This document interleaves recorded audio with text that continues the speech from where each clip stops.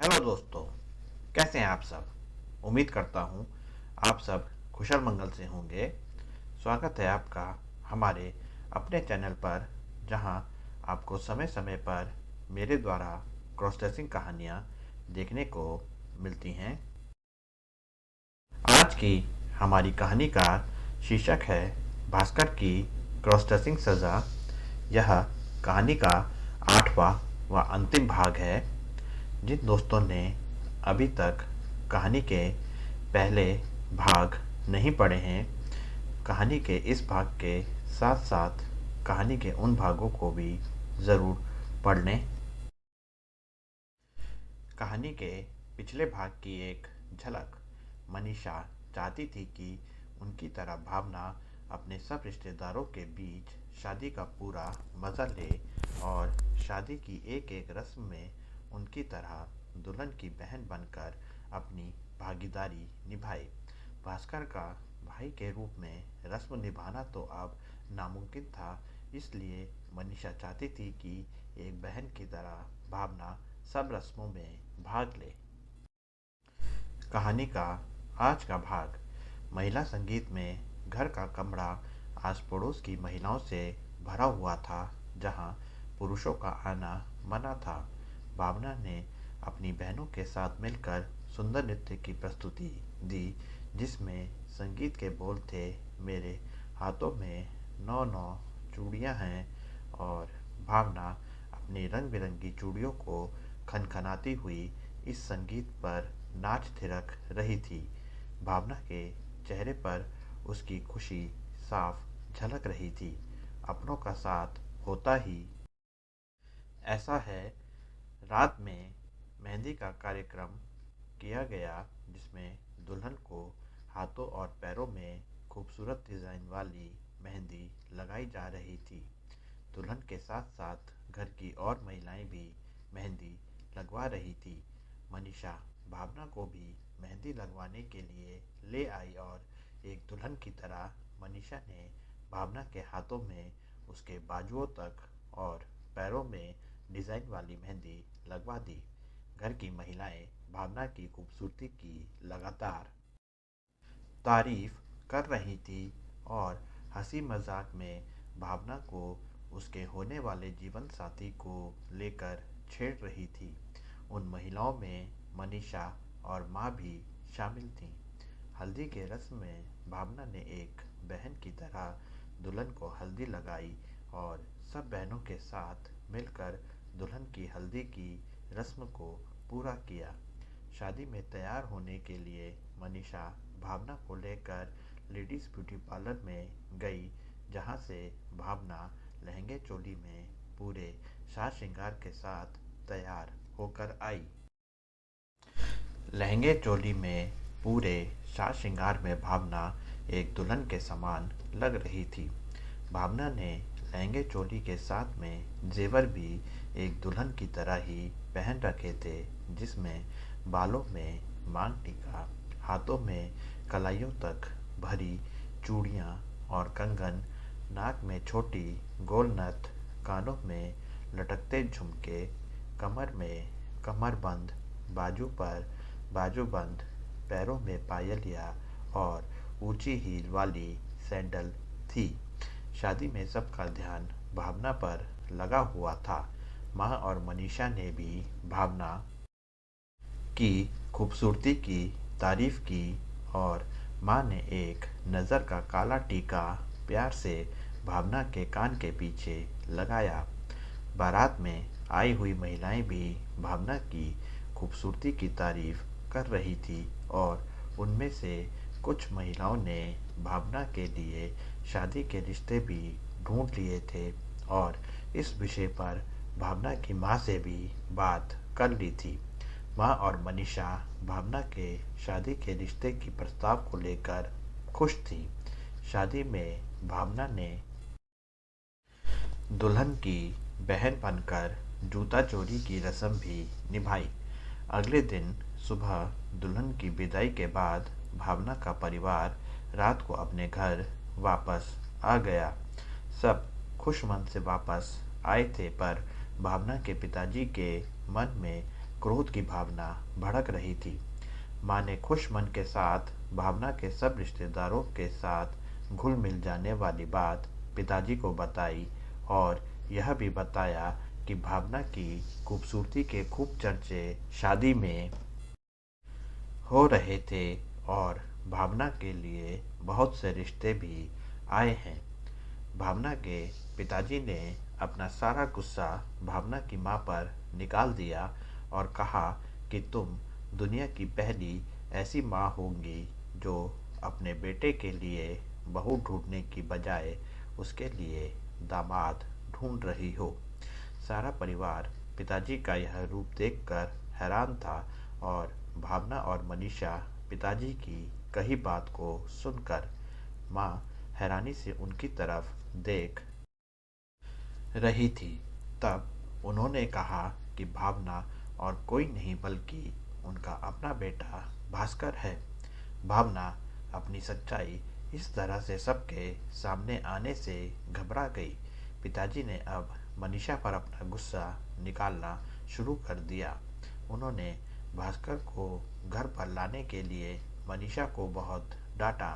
मनीषा अपनी सफाई देने की कोशिश करती रही पर पिताजी का गुस्सा शांत ही नहीं हो रहा था।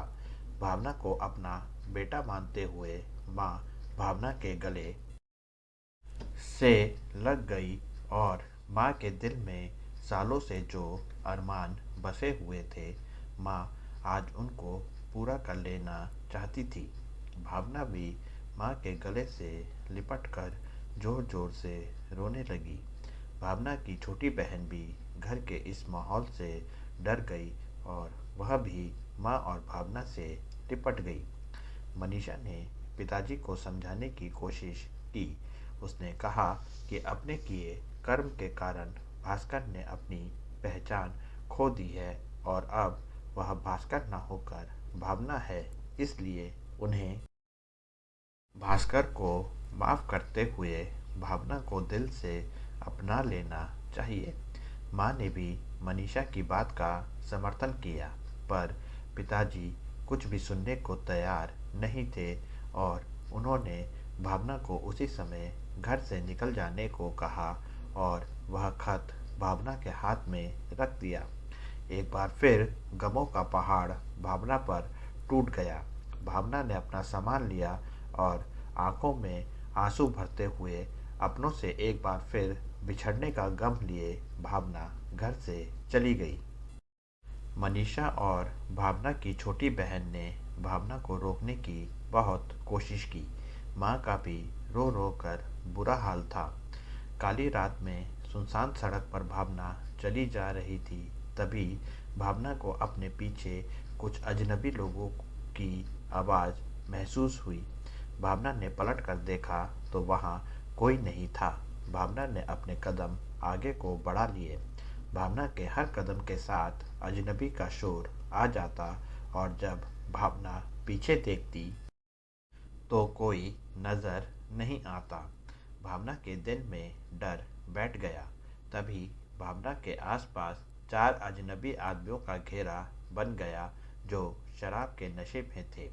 अकेली लड़की देखकर वह भावना के साथ बदतमीजी करने लगे।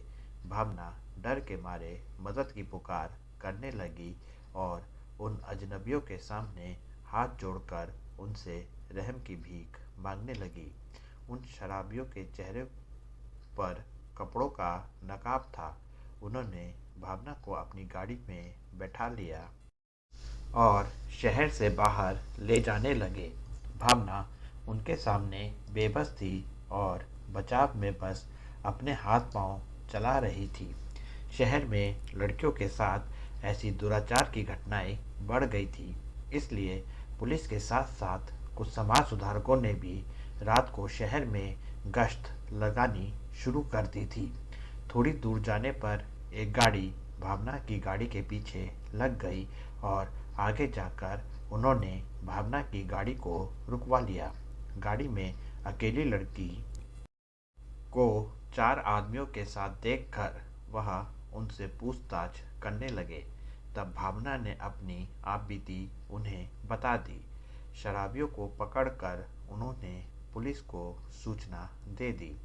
पुलिस ने जब उन शराबियों के मुंह से नकाब हटाया तो भावना यह देखकर चौंक गई कि वह सब और कोई नहीं, भास्कर के कॉलेज के वही दोस्त थे जिनके साथ मिलकर कभी भास्कर और दूसरी लड़कियों के साथ दुराचार किया करता था। समाज सुधारकों में दो महिलाएं भी थीं, जिनमें से एक महिला शीतल थी, जिसके साथ भास्कर ने कभी खुद दुराचार किया था। शीतल अपने साथ हुए दुराचार के बाद से एक समाज सेविका बन गई थी और दूसरी लड़कियों की मदद करके उनके लिए मिसाल बन रही थी। भावना को समझ नहीं आ रहा था कि वह शीतल का सामना कैसे करे। भास्कर का इतिहास एक बार फिर उसके दोस्तों और शीतल के रूप में उसके सामने आ गया था। आज भास्कर को जीवन की सही सीख मिल गई थी। किसी के साथ किया गया दुराचार वापस उसी के पास किसी न किसी रूप में आ ही जाता है। भावना ने उन सब का शुक्रिया किया। जब दोनों महिलाओं ने भावना से इतनी रात को अकेले घर से आने का कारण पूछा तो भावना ने बता दिया कि उसके माता पिता ने उससे नाराज़ होकर उसे घर से जाने को कह दिया है। शीतल और उसकी साथी भावना को लेकर भावना के घर गईं, जहां भावना के पिताजी का गुस्सा अभी तक शांत नहीं हुआ था।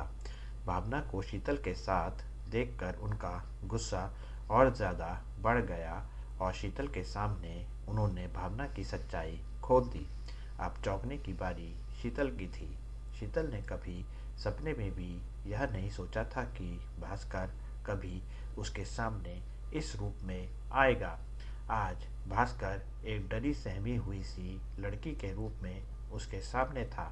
भास्कर को एक लड़की के रूप में अपने सामने देखकर शीतल को यकीन ही नहीं हो रहा था कि जिस भास्कर ने कभी उसके साथ दुर्व्यवहार किया था, आज उसी भास्कर के साथ उसके अपने दोस्तों ने वैसा ही दुराचार किया था। भावना रो रो कर हाथ जोड़ते हुए शीतल के पैरों पर गिर पड़ी और अपने पिताजी और शीतल से माफ़ी मांगने लगी। मनीषा और माँ भी भावना की तरफ से शीतल और पिताजी से माफ़ी मांगने लगे। शीतल ने अपना बड़ापन दिखाया और भावना को अपने पैरों से उठाकर उसके आंसू पोंछते हुए भावना के पिताजी से कहा कि आपसे जो माफ़ी मांग रही है उसमें भास्कर वाली कोई बात अब नहीं बची है, इसलिए आप इसे माफ़ कर दीजिए जैसे मैंने इसे माफ़ कर दिया है। शीतल ने कहा कि आज जो दुराचार भावना ने भुगता है उससे वह एक महिला के दर्द को समझ गई होगी और भास्कर के लिए यही उसके कर्मों का सबक है। भावना ने शीतल के सामने हाथ जोड़कर माफ़ी मांगते हुए कहा कि वह अपने किए कर्मों पर बहुत शर्मिंदा है और अब महिलाओं के दर्द को महसूस करते हुए वह शीतल के साथ मिलकर नारी उत्थान और उनकी रक्षा हेतु काम करना चाहती है। भावना ने शीतल को वचन दिया कि अपने कर्मों से अब वह महिलाओं के लिए एक आदर्श बनकर दिखाएगी और अपना सारा जीवन नारी उत्थान के कामों में लगाएगी।